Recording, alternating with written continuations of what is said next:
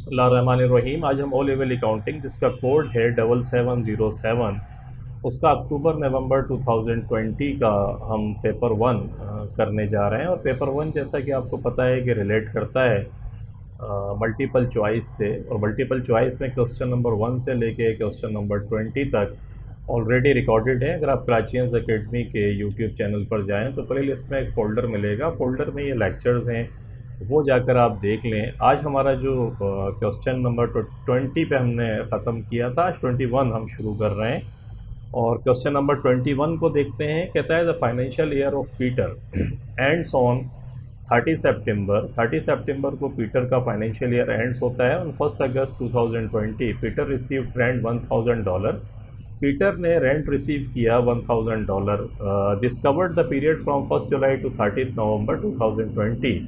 ये जो पीरियड है ये कवर करता है 1 जुलाई से। तो अगर 1 जुलाई से नवंबर तक आप महीने गिने हैं तो जुलाई, अगस्त, सितंबर, अक्टूबर, नवंबर, तो 5 महीने बनते हैं। अगर मैं 1000 को डिवाइड करूं 5 से तो $200 पर मंथ जो है रेंट बनता है। इसका मकसद ये हुआ कि जो टेनेंट है, किराएदार, जिससे पेटर ने रेंट रिसीव किया, उसका $200 पर मंथ के हिसाब से रेंट बनता है। और 5 मंथ्स का ये रेंट रिसीव हुआ था। मांगता क्या है? कहता है which entry will be made in Peter's statement of financial position on 30 September 2020 के 30 सितंबर 2020 को पीटर का जो फाइनेंशियल स्टेटमेंट आप बनाएंगे उसमें क्या ये जो एंट्री है वो क्या शो होगी। तो देखें, अगर आप जुलाई, अगस्त, सितंबर 3 महीने देखें तो 3 मंथ्स का रेंट $200 मल्टीप्लाइड बाई 3 के हिसाब से $600 जो है ये तो इनकम हो गई आपकी, क्योंकि उस टेनेंट ने आपकी जगह को इस्तेमाल कर लिया। लेकिन ये जो $200 मल्टीप्लाइड बाई अगर हम बात करें कि अक्टूबर और नवंबर, क्योंकि नवंबर तक का रेंट है तो ये 2 महीने का जो रेंट है और ये बनता है $400। तो ये जो है ये अभी आपकी लाइबिलिटी है, एडवांस रेंट। एडवांस रेट का मकसद क्या है कि अभी टेनेंट जो है उसके पास ये राइट है कि वो 2 महीने इस जगह को इस्तेमाल कर सकता है। तो ये लाइबिलिटी है, क्योंकि आपको पे ऑफ करना है, पे ऑफ अमाउंट में पे ऑफ नहीं करना है, लेकिन उस जगह को आप इसको देंगे इस्तेमाल करने के लिए, तो ये लाइबिलिटी है। लाइबिलिटी क्या होती है कि एनी काइंड ऑफ ऑब्लिगेशन, जो आपके लिए ऑब्लिगेशन होती है, आपको पे ऑफ करनी होती है, या फिर सर्विसेज अपनी देनी होती हैं, या कोई जगह अगर आपने दी हुई है और उसका रेंट आपको मिल गया है एडवांस के अंदर, तो वो जगह आप खाली नहीं कराएंगे, उसे इस्तेमाल करने देंगे। और अगर आपको खाली करानी है तो इस पर एग्रीमेंट फिर पैसे भी वापस करने पड़ेंगे। तो ये लाइबिलिटी की एक किस्म है। तो $400 आपने देखा कि लाइबिलिटी बनती है। तो 4 ऑप्शन दिए हुए। कहता है करंट एसेट्स जो है उसके अंदर शो होगा, तो बिल्कुल करंट एसेट नहीं है, लाइबिलिटी है। करंट एसेट्स नहीं है, करंट लाइबिलिटी $400। देख रहे हैं ये जो सी चॉइस है आपकी, ये सी चॉइस जो है वो आपकी करेक्ट चॉइस है। जो आपने देखा भी कैलकुलेशन करके, डी भी इनकरेक्ट है। तो हमारे पास 21 के अगर अंदर हम देखें तो 21 के अंदर हमारी जो करेक्ट चॉइस है वो सी है। और वो क्यों है वो आपने देख ली। क्वेश्चन नंबर 22 में आ जाते हैं। In addition to a share of the profit, a partner receives interest on capital। कि जो शेयर ऑफ प्रॉफिट है, कि जो भी बिजनेस से प्रॉफिट और लॉस होता है, उसके अलावा एक पार्टनर क्या रिसीव करता है पार्टनरशिप के बिजनेस से? Interest on capital. या तो उसको इंटरेस्ट ऑन कैपिटल मिलता है कि जो कैपिटल उसमें लगाया हुआ है उसके ऊपर उसे इंटरेस्ट मिलेगा। सैलरी, अगर वो अपनी सर्विसेज भी बिज़नेस के अंदर देता है तो उसको सैलरी मिल जाएगी। एंड इस चार्ज इंटरेस्ट ऑन ड्राइंग, या फिर जो इंटरेस्ट उसने जो ड्राइंग अपने पर्सनल यूज़ के लिए जो पैसा निकाला है उसके ऊपर उसको इंटरेस्ट देना पड़ेगा। तो कहता है ये पार्टनरशिप की ये पोजीशन उसने आपको बताई कि शेयर ऑफ प्रॉफिट के अलावा 3 चीज़ें हैं, इंटरेस्ट ऑन कैपिटल, सैलरी और interest on drawing. How are these recorded in the ledger accounts of the partner. के पार्टनर के जो लेजर अकाउंट्स हैं उसमें ये किस तरीके से शो करेंगे। देखिए, पार्टनरशिप के अंदर मेरे लेक्चर्स हैं जो मैंने इस लेवल की पार्टनरशिप अकाउंटिंग के लिए भी रिकॉर्ड कराए हैं। वो अगर आप जाकर देख लें तो ये कंसेप्ट्स के एग्रीमेंट क्या होता है, करंट अकाउंट क्या होते हैं। अगर कोई partnership business current account maintain करता है तो उसका जो कैपिटल अकाउंट्स हैं वो परमानेंट नेचर के होते हैं, फिक्स नेचर के।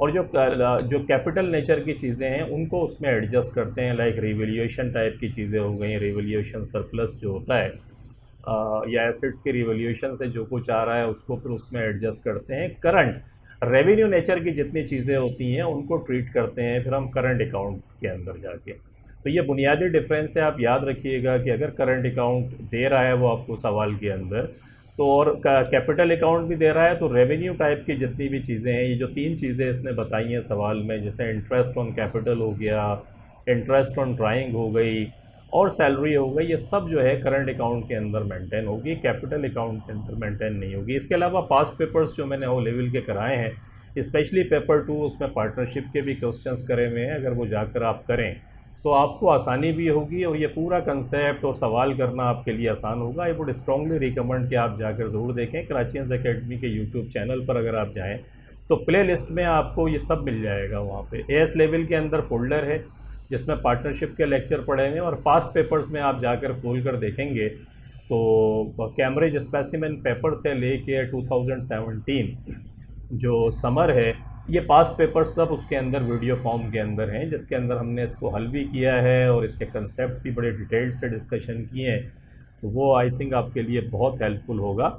यहाँ हम आते हैं, मैंने आपको बेसिक कंसेप्ट समझाया है कि पार्टनरशिप बिजनेस में अगर करंट अकाउंट मेंटेन हो रहे हैं तो जितनी करंट रेवेन्यू नेचर की जितनी चीज़ें होंगी वो सब हम करंट अकाउंट में डील कर रहे होंगे। तो ये जहन में रखिएगा आप। अपने 3 टाइटल इसने दिए हैं, इंटरेस्ट ऑन कैपिटल है, सैलरी है, इंटरेस्ट ऑन ड्राइंग है।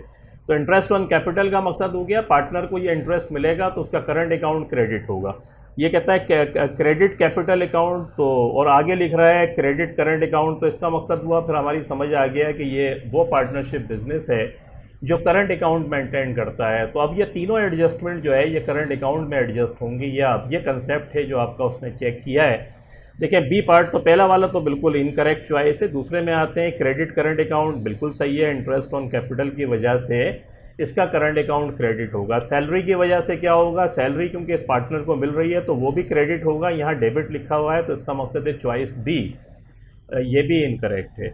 सी में आते हैं, कहता है क्रेडिट करंट अकाउंट, बिल्कुल सही है। सैलरी की वजह से पार्टनर का करंट अकाउंट क्रेडिट होगा, ये भी बिल्कुल सही है। इंटरेस्ट ऑन ड्राइंग, क्योंकि ड्राइंग इसने निकाली है तो इसको इंटरेस्ट देना होगा, तो इसलिए डेबिट करंट अकाउंट कर देंगे। तो चॉइस जो आपकी आपने देखी तीनों, ये सी चॉइस जो है वो आपका करेक्ट आंसर है। डी में कहता है डेबिट करंट अकाउंट, ये तो बिल्कुल इनकरेक्ट है। तो 22 जो क्वेश्चन है उसकी जो करेक्ट चॉइस है वो सी है, और वो क्यों है वो हमने डिस्कस किया, आपने देख भी लिया। अब हम आते हैं क्वेश्चन नंबर 23 के अंदर। Sports club provided the following information. Sports club ने ये इन्फॉर्मेशन प्रोवाइड आपको की है। क्लब क्या होता है, जितनी नॉन प्रॉफिट ऑर्गेनाइजेशंस होती हैं और नॉन प्रॉफिट ऑर्गेनाइजेशंस के अंदर जो मामला होता है कि वो अपने मेंबर्स को फैसिलिटेट करने के लिए उनको फैसिलिटेट करती हैं, उनके लिए जिस पर्पस से वो क्लब बना होता है उसको फिर वो उनको बस फैसिलिटीज़ प्रोवाइड करती हैं। और क्लब की जो नॉन प्रॉफिट ऑर्गेनाइजेशन, स्पेशली अगर हम क्लब की बात करें, जैसे ये स्पोर्ट्स क्लब है, तो इसकी इनकम कहाँ से आएगी। एक तो वन टाइम इनकम होगी, जो ये मेंबरशिप फ़ी जिसे हम कहते हैं, कि अगर कोई भी शख्स अगर इस क्लब का मेंबर बनना चाहेगा तो उसको मेंबरशिप फ़ी देनी पड़ेगी, ये क्लब की इनकम हो गई। इसके अलावा मंथली सब्सक्रिप्शन की जो फैसिलिटीज़ आप यूज़ कर रहे हैं उसको अगेंस्ट में आपको मंथली पैसे देने हैं, क्योंकि क्लब जो चल रहा है वो चलेगा कैसे, तो उसे सब्सक्रिप्शंस कहते हैं। तो ये क्लब की इनकम होती है। इसके ऊपर भी मेरे बहुत सारे सवाल हैं, वो आपको जैसे मैं बता के आ रहा हूँ आपको मिल जाएंगे वहाँ पे, तो ये भी आप जाकर देखें। नॉन प्रॉफिट ऑर्गेनाइजेशंस के बहुत सारे सवाल मैंने हल करे हैं, पेपर 2 स्पेशली। और एग्जामिनर जो है, क्योंकि वो बहुत डिटेल्ड से पूछे गए हैं, अगर आप वो देख लेंगे तो ये वाला सवाल तो आपके लिए बहुत ही आसान होगा। यहाँ आते हैं सब्सक्रिप्शंस ऑफ द ईयर $26,800, ये आपको मेंबर से मिला। और profit on sale of refreshment, अब ये क्लब जो होता है इसके अंदर डेफिनेटली लोग आएंगे तो रिफ़्रेशमेंट भी करेंगे। रिफ़्रेशमेंट में जो पैसे आपने कमाए वो भी $4,200 हैं। बाकी डेप्रिसिएशन इसने आपको दिया है, रेंट एंड इंश्योरेंस दे रहा है, और वेजेस 3 एक्सपेंसेस दिए हुए हैं, और 2 इनकम है। कहता क्या है, कहता है what was the total income for the year, ये बताएंगे total income for the year क्या है। अब देखें ये केस 22 है कि आप क्या करेंगे कि अक्सर लोग मिस्टेक ये करेंगे कि ये दो इनकम है आपकी, देख रहे हैं आप, तो 26,800 और 4,200, ये 2 इनकम मिला के कितना आ गया, दोनों को आपने प्लस किया तो $31,000 आ गया। ये टोटल इनकम है। अब मिस्टेक क्या करेंगे बच्चे कि ये 3 एक्सपेंसेस जो है वो माइनस करने लग जाएंगे, हालांकि नहीं है। देखिए मांग क्या रहा है, यहाँ से पकड़ें। ये कहता है what was the total income. Total net income नहीं पूछ रहा है आपसे, पूछ रहा है total income. This is the point जो आपको जिस पे फोकस करना है पढ़ते हुए बड़े ध्यान से कि वो मांगता क्या है आपसे। वो टोटल इनकम उसने मांगी है, तो टोटल इनकम $31,000 है आपकी। अब लोग क्या करेंगे, और ये देखें 31,000 दे रहा है। तो 23rd जो क्वेश्चन है उसकी जो राइट चॉइस है वो डी चॉइस बनती है आपकी। और अगर आप इसको माइनस करने में लग जाएंगे तो फिर प्रॉब्लम हो जाएगी। तो ये ध्यान में रखिएगा कि उसने टोटल इनकम पूछी है, टोटल नेट इनकम नहीं पूछी है, और टोटल इनकम ये दो हैं। तो ये क्वेश्चन नंबर 23rd भी आपने कर लिया। 24 में आते हैं। A club was formed on 1 जुलाई 2019 के क्लब जो है वो 1 जुलाई 2019 को फॉर्म्ड हुआ। During the year ended 30 June 2020 subscriptions में बता के आ रहा हूँ अभी, रिसीव फ्रॉम द मेंबर्स के मेंबर से रिसीव करते हैं वो $2,500 की सब्सक्रिप्शंस आपने रिसीव करी। दिस इंक्लूडेड, इसके अंदर शामिल है $120 पेड इन एडवांस के। कुछ मेंबर्स ऐसे हैं कि जिन्होंने एडवांस के अंदर जो है ये सब्सक्रिप्शंस पे कर दी for the next financial year. This is important कि नेक्स्ट फाइनेंशियल ईयर के लिए ये अप्लीकेबल होगी कि नेक्स्ट फाइनेंशियल ईयर में वो ये सब्सक्रिप्शंस नहीं देंगे। तो ये एडवांस इनकम हो गई, एडवांस सब्सक्रिप्शंस हो गया। मेंबर्स के लिए एसेट है और क्लब के लिए ये लाइबिलिटी है। Subscriptions outstanding on 30 June 2020 amounted to $280 के। कुछ सब्सक्रिप्शंस मेंबर्स ऐसे हैं कि जिन्होंने पैसा दिया ही नहीं, एक्रूड इनकम जिसे हम कहते हैं कि ये पैसा उनसे लेना था, तो ये इनकम तो हो गई है कि उन्होंने क्लब की फैसिलिटीज़ को इस्तेमाल कर लिया लेकिन ये पैसे नहीं दिए। तो आप क्या करेंगे, ये $2,500 आपको टोटल दिया हुआ है, इसमें से माइनस कर दें $120 को। माइनस क्यों कर रहे हैं, क्योंकि ये एडवांस है, ये पैसा आपने कमाया नहीं है इस साल, ये नेक्स्ट ईयर में आप कमाएंगे। हालांकि पैसा मिल गया है आपको लेकिन ये एडवांस है, तो इसको माइनस किया तो 2380 आपके पास आ गया।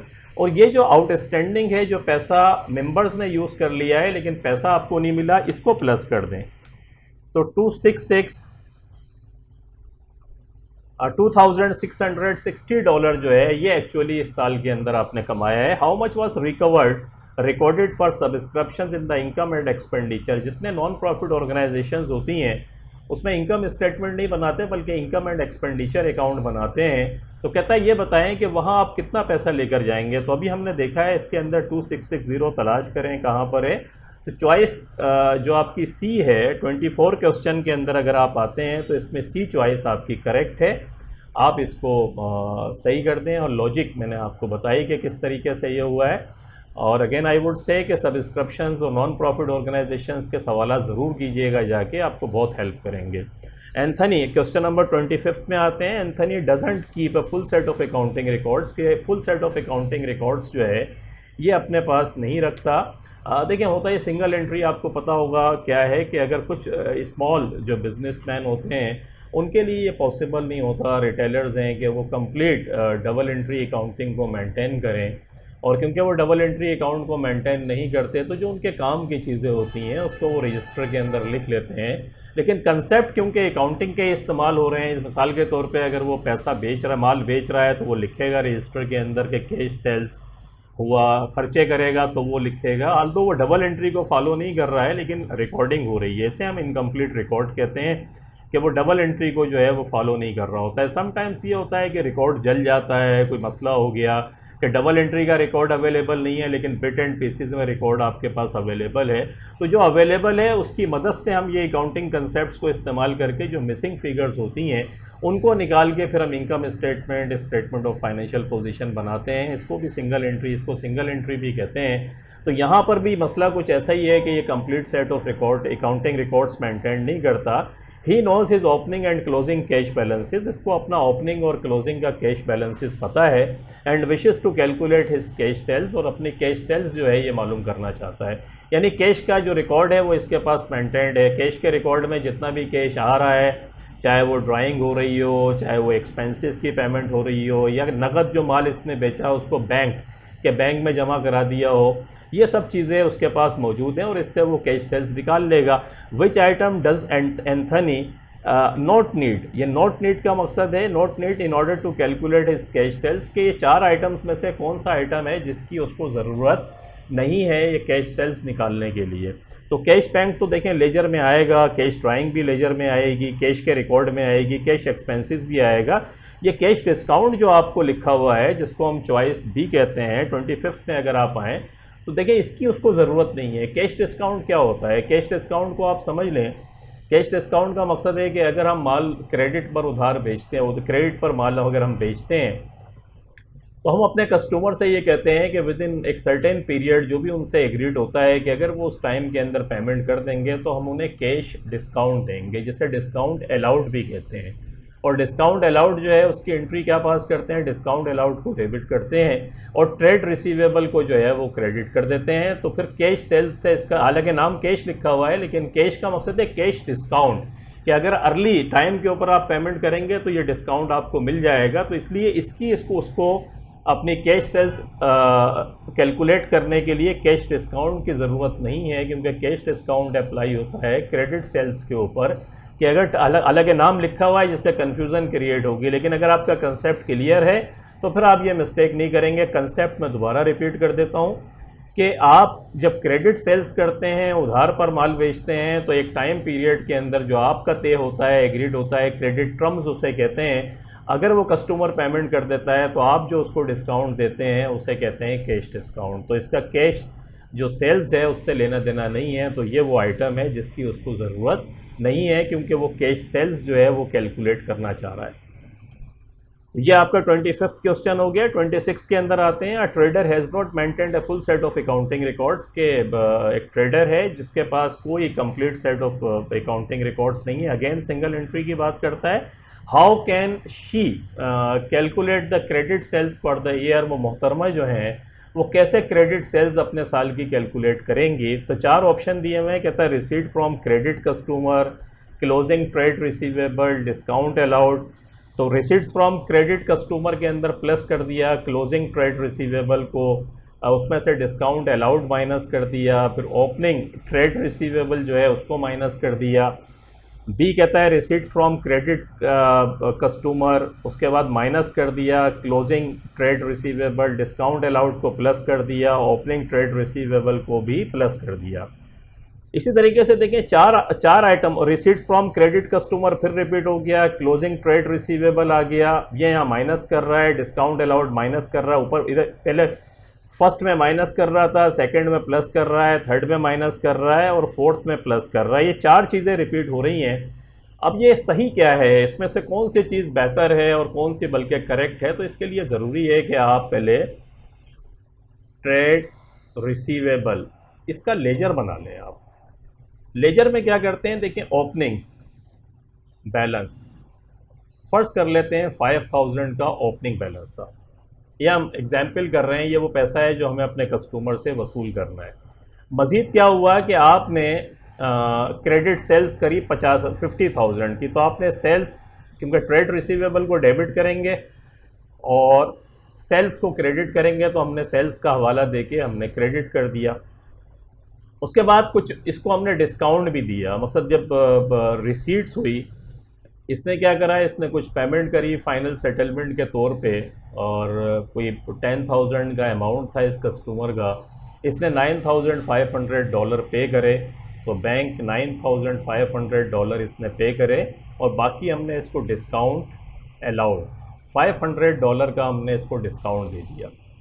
आप देख रहे हैं, तो हम क्या करेंगे, बैंक को डेबिट करेंगे, डिस्काउंट अलाउड को डेबिट करेंगे और ट्रेड रिसीवेबल को क्रेडिट करेंगे। इसीलिए आप देखें लेजर के अंदर मैंने क्रेडिट किया हुआ है। अब फर्स्ट कर लेते हैं सिर्फ इतनी ही ट्रांजैक्शन हुई है, तो ये कितना आ गया, ये $55,000 हमारे पास आ गए। अब ये बैलेंस CD, ये क्लोजिंग बैलेंस है, जो बैलेंस, ये ओपनिंग बैलेंस था और ये क्लोजिंग बैलेंस है। ये कितना आ गया, ये $55,000 में से माइनस कर दिया आपने 9,500 ये और 500 ये कर दिया, तो ये $45,000 का बैलेंस आ गया।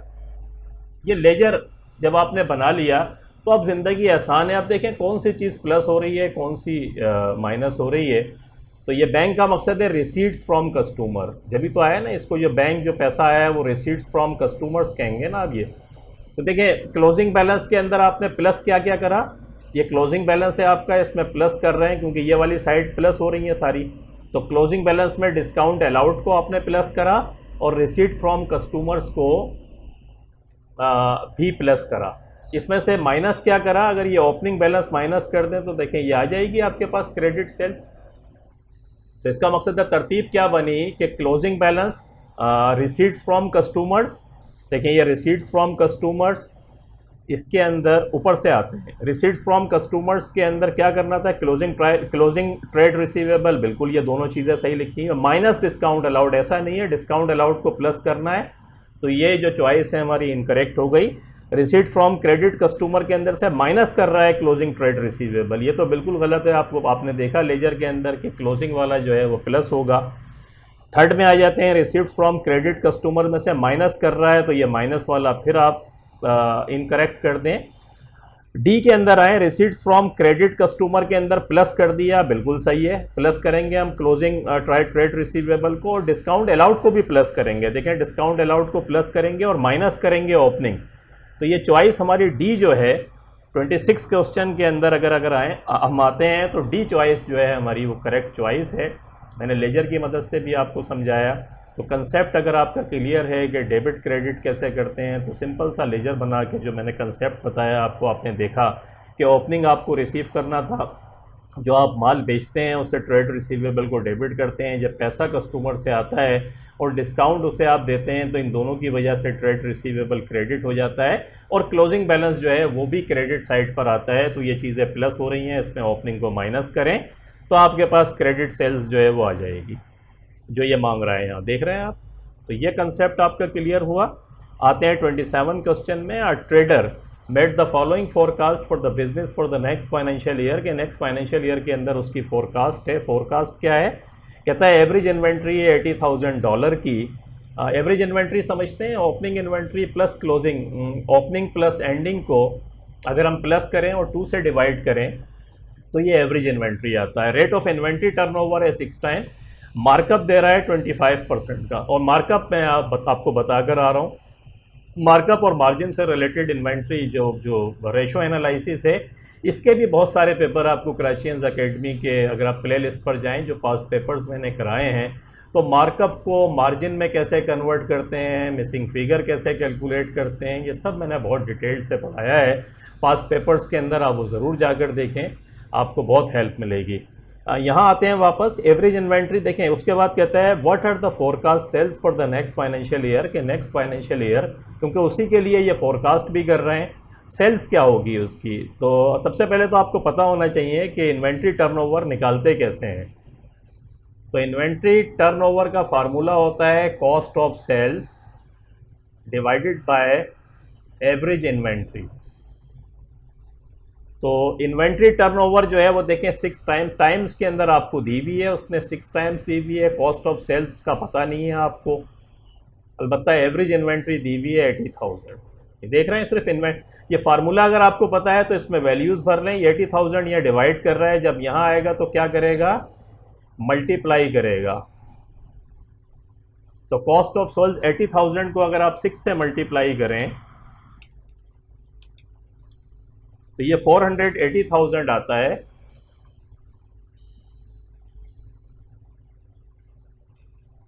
ये कॉस्ट ऑफ सेल्स आ गया। अगर कॉस्ट ऑफ सेल्स आपके पास आ जाए तो मार्कअप का मकसद क्या है कि इस पर मार्कअप, अगर कॉस्ट ऑफ सेल्स में हम मार्कअप जमा कर लें कि कितने मार्कअप पे ये माल बिक रहा है, और मार्कअप क्योंकि कॉस्ट के ऊपर अप्लाई होता है और कॉस्ट हमने निकाल ली, तो इसका मार्कअप निकालने कितना बनता है। मार्कअप जो है वो बनेगा ये $480,000 का 25%। तो 480,000 मल्टीप्लाइड बाई 25%, इट कम्स 120,000।